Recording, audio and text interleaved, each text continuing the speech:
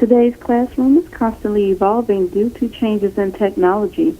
Laptops, tablets, and apps are just some of the latest tools used to spark students' interest in STEM subjects, science, technology, engineering, and math. Over the past year, the National Assessment Governing Board and the National Center for Education Statistics have released 3 reports that detail student achievement in all 4 STEM subjects. Here to talk about the report card results in STEM education is Governing Board member and Associate Research Professor at Portland State University, Cary Sneider, and the Deputy Executive Director of the Governing Board, Mary Crovo. Thank you for joining me today. Thank you, McCabe. Happy to be here. Now, first, Mary, tell us more about the nation's report card. How are they different than other assessments or tests that are out there? That's a great question, McCabe.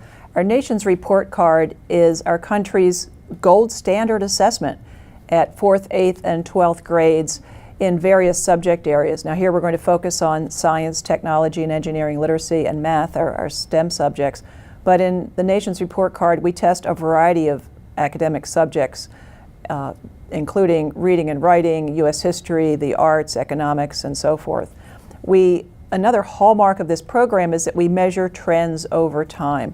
Very important information as we look to improve education for our nation's youth. We're transitioning all of our assessments to computers, so we have lots of great interactive, engaging tasks that measure important skills. So again, a very important resource for parents, educators, and policymakers. Now, describe the types of interactive tasks and questions that are seen on the most recent science and technology, as well as the engineering assessments from the nation's report card. Sure. So as I said, these STEM subjects, particularly our science and TEL, TEL is completely computer-based, so students are taking these assessments on a tablet, a computer tablet. They're engaged in looking at video, audio, performing experiments, gathering information, analyzing data, drawing inferences from data, really important skills. These are amazing, innovative tasks. We take about an hour of student time because we only assess a sample of students, not every student. And after that hour engaging in these tasks, students say, okay, now where's the test? Well, that was the test. They're amazed because it is so engaging. It's also challenging and rigorous. So what it's telling us, really important information, not only about their academic performance, but how other factors in their lives, both in and out of school, relate to their achievement. So we report at the national, state, and urban district level on a number of our assessments, sometimes at the national only, such as TEL, but extremely engaging tasks, and we're very excited to share some of those, and we'll mention the website toward the close of our program. Absolutely. Now, Cary, how did students across the country perform in these STEM subjects? Can you tell us what does that tell us about our students' readiness for college and careers? Sure. The most recent assessment for which we released some results is a science assessment. And we found that at grades 4 and 8, students have done better than they did in 2009. So we have an uptick in performance there. It's about the same at the 12th grade level. In mathematics, there's been some scores are down a little bit, but in certain urban districts, students have done quite well. So some urban districts are really doing just the right thing. Now, the technology and engineering literacy assessment is the first time we've ever done this one. And we have found that about 43% of students are either proficient or above proficient in this area. So technology and engineering literacy really means 3 areas. One is being able to solve problems and understand systems. Second area is the use of computer technologies and other digital technologies, not just in science, but in all subject areas. And then the third area is how technology affects society and the environment. So this is a very broad assessment. And we, as Mary was referring to, we engage students in thinking about scenarios where there's a problem to solve and seeing how they go about solving it, and how well they've learned ways of solving problems systematically. And they're doing fairly well. So 43% of proficient is very promising. We'd like to see it 60 or 80%. And what this means for career and college, which is the second part of your question, to do well in beyond high school, students really need to have a fairly good grasp of all 4 STEM subjects. Whether or not they go into STEM fields, everybody needs to be able to do basic math, for example, and be able to solve problems that they're going to encounter. Everybody faces technological decisions, whether it's the type of car they drive, or how to maintain equipment, or how to solve problems in their daily lives. So it's absolutely essential for careers, and it's absolutely essential for daily life because we live in a technological world. Indeed.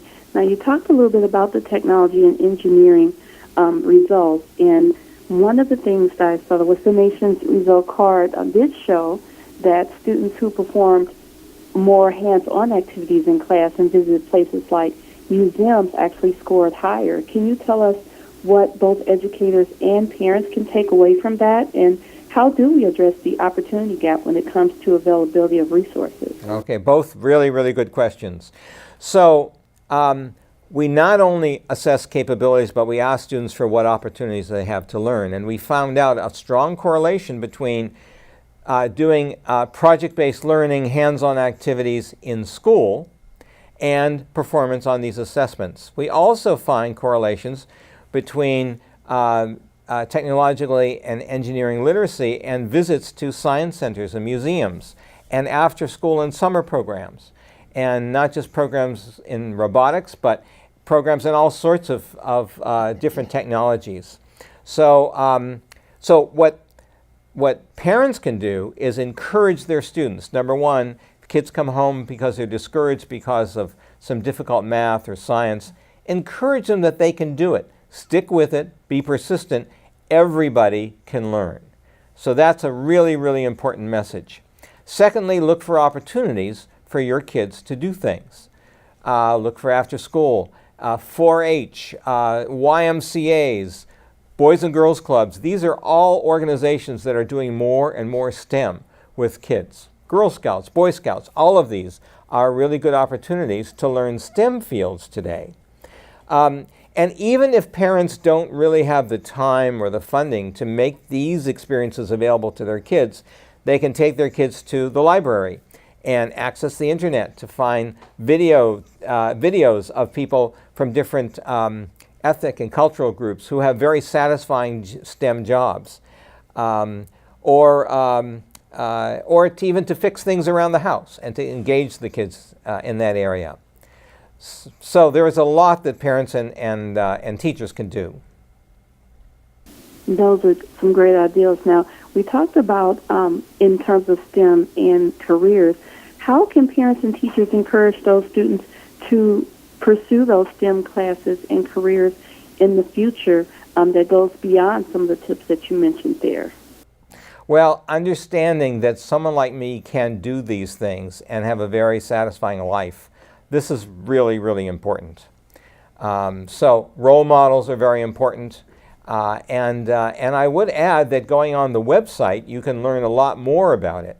So we have a website which is nationsreportcard.gov, all one word, or just Google the Nation's Report Card. And actually the most interesting thing is sit down with your kids, whether you're a teacher and you have a class, or a parent and you have the weekend, sit down and click on some of these, try these interactive computer tasks yourself, and step through it, just as a student would. We have several of these that are released, and they're really fun and engaging, and they provide a model for kids for the types of problems that they really need to be able to solve to do well in any field. So if we want kids to thrive in the modern civilization and to solve some of the problems that we as adults haven't solved yet, this is a good opportunity to do that. And McCabe, we really want to emphasize, don't wait until your child is in high school. Right. Start them early. We have exciting tasks on that website, lots of web resources. Start them as early as possible. Get them engaged, particularly girls and students of color. Yep. So critical to get that engagement at the ground level.